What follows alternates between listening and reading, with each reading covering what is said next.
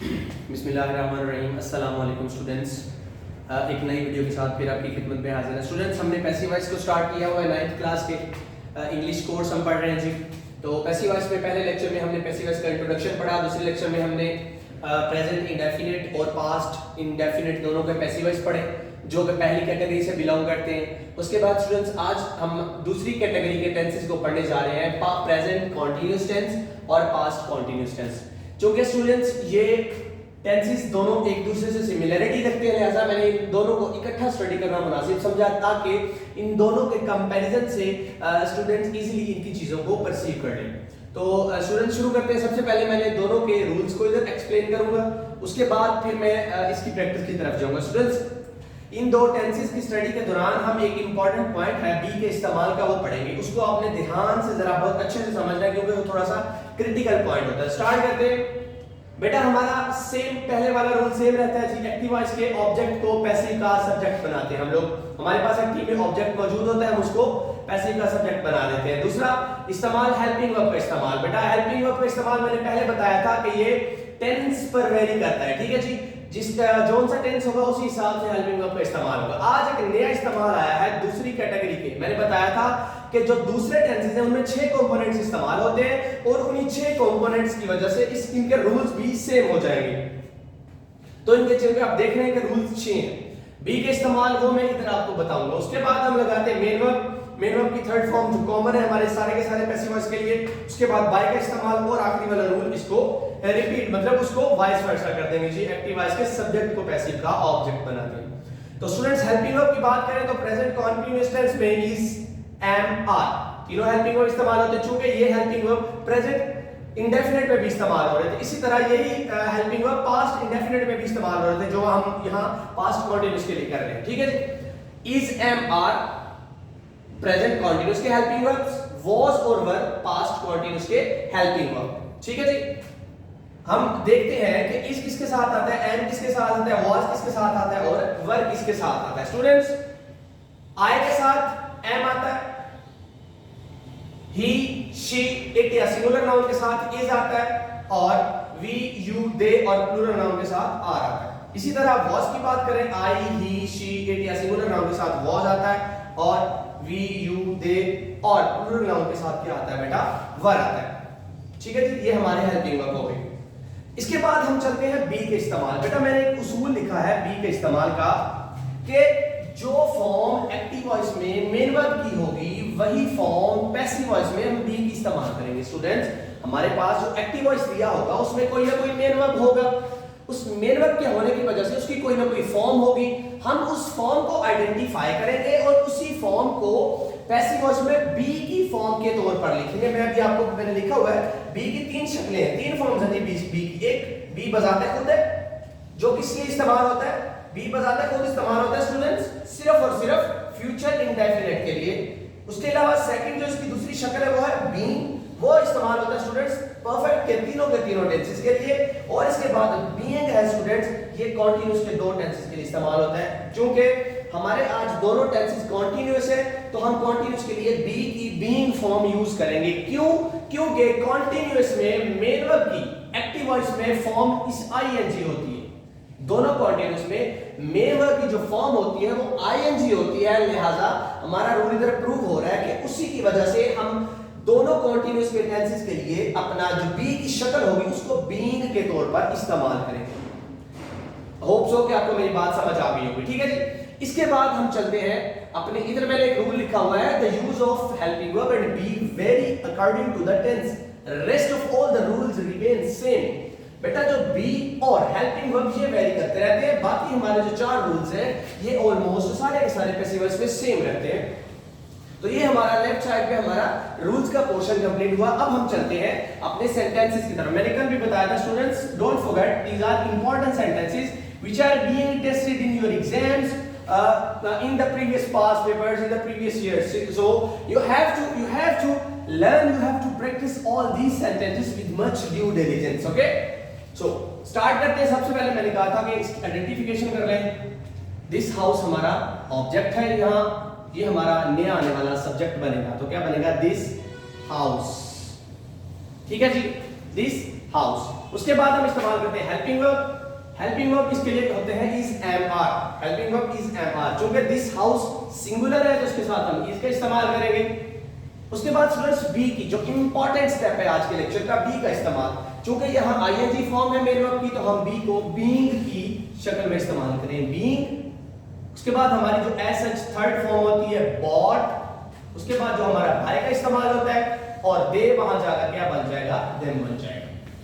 इस तरह हमारा पहला सेंटेंस कंप्लीट हुआ, this house is being bought by them. दूसरे सेंटेंस की तरफ चलते हैं स्टूडेंट्स। द वॉल हमारा ऑब्जेक्ट है, ये हमारा नए आने वाला सब्जेक्ट बनेगा, ठीक है जी। द वॉल, चूंकि द वॉल सिंगुलर है तो इसके साथ हम इसका इस्तेमाल करेंगे। बी के इस्तेमाल के लिए हम आईएनजी बीइंग लिखेंगे। क्लाइंब, क्लाइंबिंग की जो बेटा थर्ड फॉर्म है वो क्लाइंब होती है। उसके बाद हमारा जो मशहूर जमाना रूल बाय का इस्तेमाल, और उसके बाद द बॉय, चूंकि नाउन है ये एज सच वैसे ही वैसे उधर चला जाएगा। The boy, the wall is being climbed by the boy. Number 3 पे आ लेटर ऑब्जेक्ट है हमारा, जो नया आने वाला सब्जेक्ट होगा। आ लेटर चूंकि सिंगुलर है, इसके साथ भी हम लोग इसका इस्तेमाल करेंगे। और बी के लिए आईएनजी बीइंग रिटन। राइट की बेटा थर्ड फॉर्म होती है रिटन। कुछ स्टूडेंट्स स्पेलिंग में मिस्टेक करते हैं बेटा, जब राइटिंग लिखना है तो सिंगल टी आना है, जब रिटन लिखना है तो डबल टी आना है। बाय आई मी में कन्वर्ट हो जाएगा। इसके बाद माय शूज, हमारा चूंकि प्लूरल ऑब्जेक्ट है, माय शूज, ठीक है जी। इसके साथ हेल्पिंग वर्ब आर। चूंकि ये इंट्रोगेटिव है बेटा, मैंने इंट्रोगेटिव के लिए आपको बताया था कि जब सिंगल इंट्रोगेटिव हो तो एक की जगह छोड़ देनी है, और जब डबल इंट्रोगेटिव हो तो दो की जगह। क्योंकि सिंगल इंट्रोगेटिव है तो हम एक अपने जगह छोड़ के आगे चले जाएंगे अपने ओरिजिनल रूल की तरफ। अब हमारा इस्तेमाल होगा रूल सब्जेक्ट वाला, ठीक है जी। माय शूज, उसके बाद हम दोबारा स्विच कर देंगे हेल्पिंग वर्ब की तरफ। My shoes are my shoes. उसके बाद हमारा बी का इस्तेमाल, बीइंग पॉलिश की थर्ड फॉर्म क्या होगी बेटा, पॉलिश्ड। उसके बाद बाय यू, उधर जाके ऐसा यू ही रहेगा। उसके बाद हमारा डबल इंट्रोगेटिव आ गया जी। डबल इंट्रोगेटिव वाली मैंने बताया था दो की जगह छोड़ देंगे, हम अपने रूल की तरफ आते हैं, द चेयर। दूसरे नंबर पे बेटा हमारा हेल्पिंग वर्ब का इस्तेमाल होता है। द चेयर सिंगुलर है, इसके साथ क्या आएगा, इज आएगा। उसके बाद हमारा बी का इस्तेमाल, बीइंग मेंडिंग। बेटा मेंडिंग का मतलब होता है मुरम्मत की जाना, मुरम्मत, चेयर कुर्सी की मुरम्मत करना। तो उसकी थर्ड फॉर्म है कि मेंडेड बाय ही हिम। ही किस में कन्वर्ट हो जाएगा, हिम में कन्वर्ट हो जाएगा, ठीक है जी। लास्ट में हमारा क्वेश्चन मार्क, जो हमारा वाई है वो एज सच हम इसे नीचे उतार लेंगे। Why is the chair being mended by him. उसके बाद एक और सेंटेंस है हमारा, फिर डबल इंट्रोगेटिव है। डबल इंट्रोगेटिव के लिए दो की जगह छोड़े जी, हमारे इसकी तरफ आ जाए, अपने ऑब्जेक्ट की तरफ आ जाए, द काइट, द काइट। उसके बाद हेल्पिंग वर्ब काइट की जगह इज आएगा जी, चूंकि काइट सिंगुलर है, हेल्पिंग वर्ब इज आएगा। बीइंग फ्लाई की जो थर्ड फॉर्म होगी वो fly, flew, flown. Fly, flew, flown by you, question mark. हम बाय को इसी तरह नीचे उतार देंगे। इसके बाद स्टूडेंट्स हमारे नेक्स्ट जो सेंटेंस है वो पास्ट कंटीन्यूअस की शिफ्ट हो रहे हैं। मैंने बताया था कि टेंस की बेस पे वेरी करते हैं जी, बाकी सारे रूल सेम रहेंगे, सिर्फ हम वॉज और वर को, जहां हम इज एम इस्तेमाल कर रहे थे उसकी जगह हम वॉज और वर हेल्पिंग वर्ब इस्तेमाल करेंगे, क्योंकि इसके एक्टिव वॉइस में भी यही हेल्पिंग वर्ब इस्तेमाल होते हैं। द स्टूडेंट्स, पहला रूल, द स्टूडेंट्स, हाँ जी। उसके बाद हेल्पिंग वर्ब स्टूडेंट्स ज्यादा है चूंकि वर। उसके बाद बी की एज सच मैंने बताया, तीन दोनों जो कॉन्टिन्यूअस की टेंस है बी की बी ही फॉर्म रहेगी। वाज बीइंग हेल्प्ड, हेल्प की third form help by the teacher, चूंकि ये नाउन है तो ये एज सच उधर ही रहेगा। The students were being helped by the teacher. उसके बाद हमारा फिर डबल इंट्रोगेटिव आ गया, वो ये स्टूडेंट्स ये गलती से बचने का चांस है। क्यों? क्योंकि स्टूडेंट्स वाई को तो लगा लेते हैं लेकिन उसके बाद हेल्पिंग वर्ब को सब्जेक्ट के आगे ले जाते हैं, जो कि गलत हो जाता है। मैं इसलिए कहता हूं हमारे रूल शुरू हो रहे ऑब्जेक्ट सब्जेक्ट से, तो हमें पहले दो की जगह छोड़कर हमें ओरिजिनल अपने ऑब्जेक्ट की तरफ चले जाना चाहिए, जो कि गलती से बचने का बहुत अच्छा तरीका है। ठीक है जी, द बॉय हमारा सब्जेक्ट हो गया नया बनने वाला। द बॉय चूंकि सिंगुलर है तो इसकी जगह वॉज आएगा। उसके बाद हमारी बी की फॉर्म आएगी। उसके बाद बीटन, मेन वर्ब की थर्ड फॉर्म बीटन बाय दे को हम कन्वर्ट कर देंगे देम में। ये क्वेश्चन मार्क आ जाएगा लास्ट में और हमारा वाई वैसे का वैसे ही नीचे आ जाएगा। नेक्स्ट आ जाते हैं स्टूडेंट्स हु। मैंने बताया था कि हु किसमें तब्दील हो जाता है, बाय हुम में, बाय हुम। इसके फौरन बाद हमारा हेल्पिंग वर्ब आता है बाय हुम वाज। उसके बाद हम लगाते हैं आ सॉन्ग, जो हमारा नया बनने वाला सब्जेक्ट है। By whom was uh song. उसके बाद बी की फॉर्म और उसके बाद हमारी मेन वर्ब की थर्ड फॉर्म संग। By whom was uh song being संग। नेक्स्ट बेटा लास्ट वाला हमारा सेंटेंस है जी, Why are you making a noise? ठीक है बेटा, ये भी हमारा डबल इंट्रोगेटिव, इसको भी हम दो की जगह छोड़ेंगे। a noise। उसके बाद हमारा हेल्पिंग वर्ब was, noise चूंकि सिंगुलर है was। उसके बाद बी की फॉर्म हमारी being, was a noise being, make की बेटा थर्ड फॉर्म मैंने कल भी बताया था made होती है by you, question mark last पे, और हम y को वैसे का वैसे ही नीचे उतार देंगे। तो स्टूडेंट्स ये थे हमारे कुछ प्रेजेंट कॉन्टिन्यूअस और पास्ट कॉन्टिन्यूअस के पैसिव वॉइस।